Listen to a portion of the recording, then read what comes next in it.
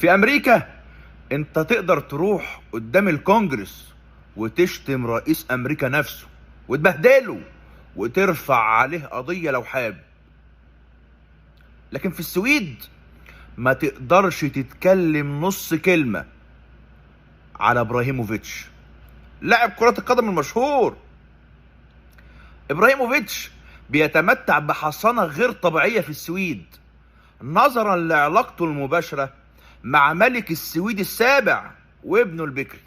ولو عاوز تعرف اكتر عن علاقة ابراهيموفيتش بملك السويد السابع وابنه البكري، يبقى لازم تتفرج على واحد من اخطر واعظم فيديوهات كينج الناس كينج العالم. الفيديو ده فيديو بعنوان ليه المعلم هدهد رفض صفقة رجب في ارض الخوف. يلا بينا.